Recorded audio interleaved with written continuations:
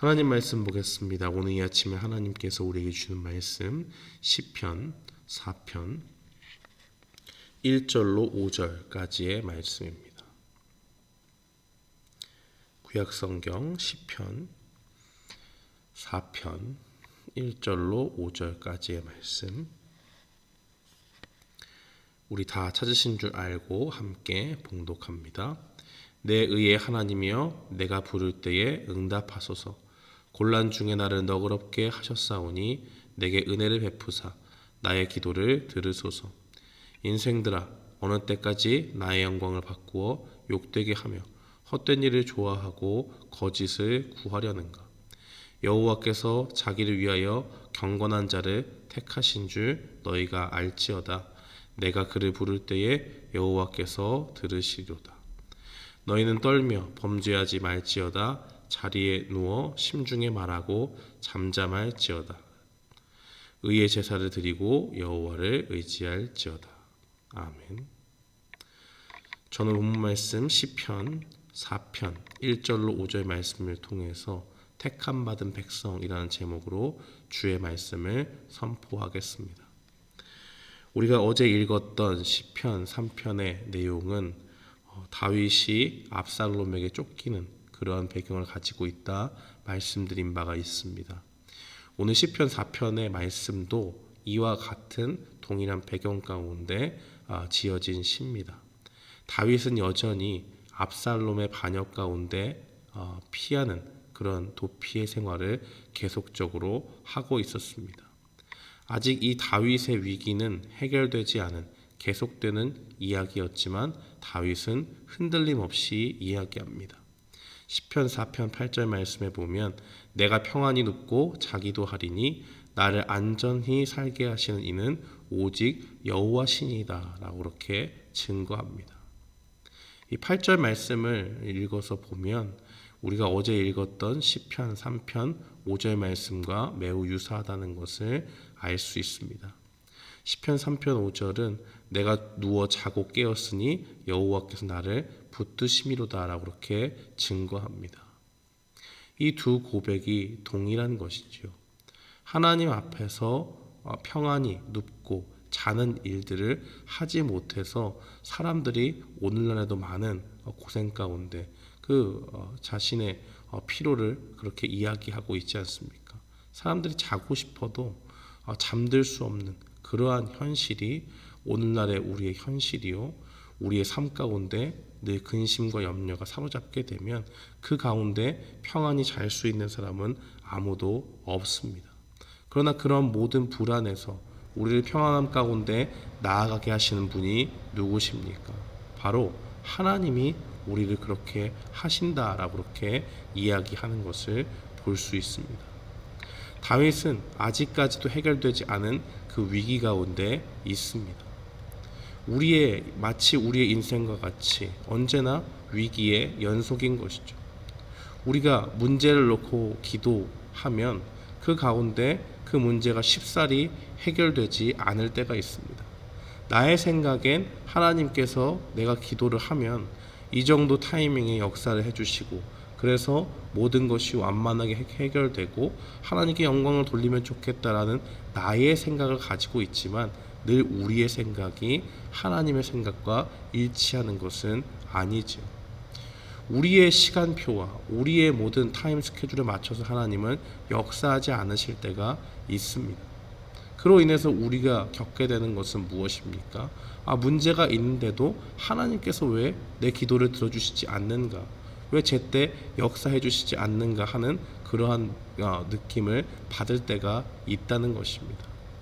또한 이 문제가 해결되더라도 또 다른 문제가 우리의 인생에 큰 짐으로 다가올 때가 있고, 인간이라고 하는 존재는 그 순간에 고뇌하고 염려하면서 근심에 쌓입니다. 도저히 우리에게 주어진 환경은 우리 편이 아닌 것 같고 그 가운데서 평안히 잔다라고 하는 것은 꿈만 같은 이야기다라고 그렇게 생각할 수 있다는 말입니다. 이 시편 3편과 4편의 이 내용들이 연결되는 것을 우리는 분명히 보게 됩니다. 같은 신앙 고백을 가지고 나아가고 있습니다.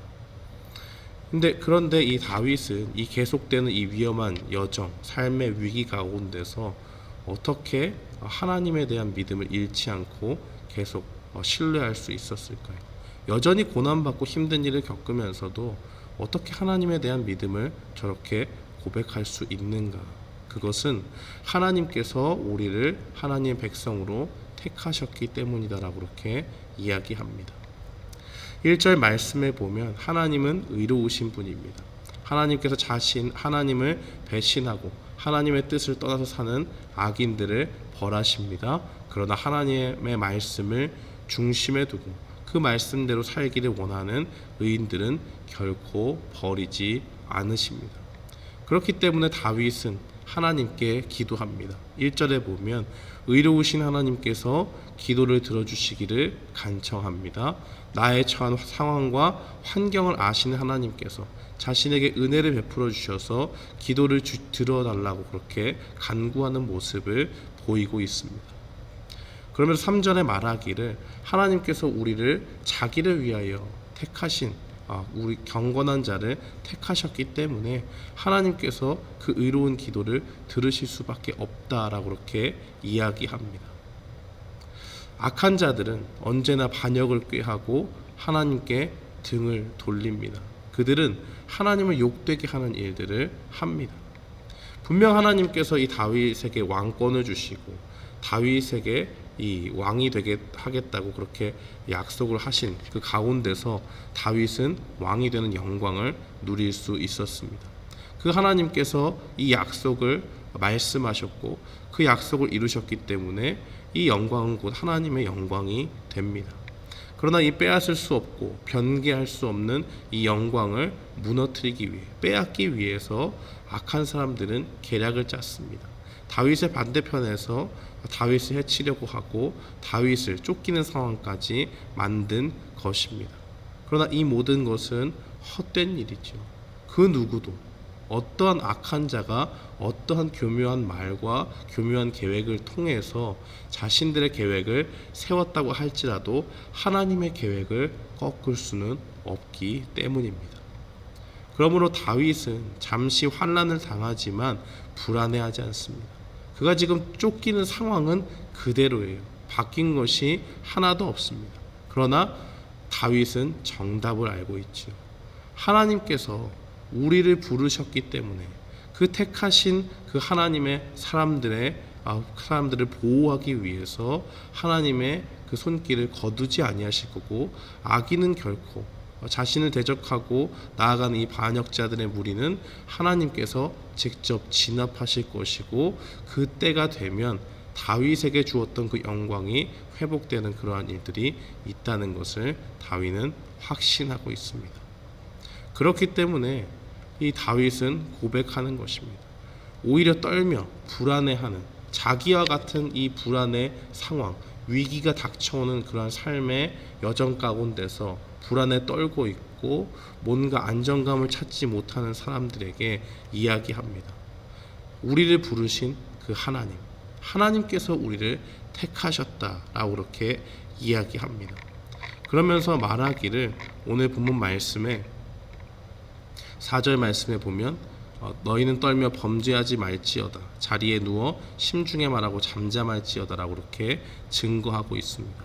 우리는 불안한 상황이 되면 그 환경을 보고 하나님의 역사하심을 기다리다가 우리의 뜻대로 하나님이 역사해 주지 않으면 우리는 그 가운데 불만을 하나님께 표출합니다. 하나님을 원망하고 하나님께 모든 비난의 화살을 돌리는 것이죠. 그러한 모든 것들을 멈추고 범죄하지 말라라고 그렇게 이야기하는 것입니다. 오히려 우리는 자리에 누워서 심중에 말한다. 우리의 마음을 살피고 우리 마음을 살피는 가운데서 하나님께서 어떻게 일하실지를 살펴보고 하나님을 기대하고 그렇게 나아가는 그러한 모습들이 필요하다는 것을 우리는 분명히 깨달아야 된다는 것입니다. 그런 모든 것들을 깨닫게 되는 사람, 그 사람은 하나님 앞에 오히려 하나님을 원망하고 나의 뜻과 계획대로 움직여주지 않는 하나님께 비난의 화살을 돌리는 것이 아니라 오히려 하나님을 예배하고 더욱더 하나님을 의지하는 그러한 모습을 보여야 됨을 다윗은 이야기하고 있습니다. 사랑하는 성도 여러분, 오늘 우리가 살아가는 현실 속에서 우리의 영혼을 흔드는 그런 위기들은 얼마나 많이 있습니까? 그러나 우리가 하나님 앞에 기억해야 됩니다. 우리를 보호하시고 이끄시는 그 하나님께서 우리를 택하셨고 의로우신 하나님께서 반드시 우리를 그 가운데 지켜주십니다. 그렇기 때문에 우리는 더욱더 주님을 의지하면서 인생을 살아가야 될 줄 믿습니다. 우리가 하나님 앞에 올려드리는 그 기도는 결코 땅에 떨어지지 아니하고 하나님께서 그 기도를 다 받으시고 우리 가운데 인자한 손길로 역사해 주실 줄 믿습니다. 그 믿음 가지고 오늘도 우리를 위해서 신실하게 일하시는 그 하나님을 바라보며 주님을 의지하는 우리 모두가 되기를 주님의 이름으로 축원합니다. 아멘.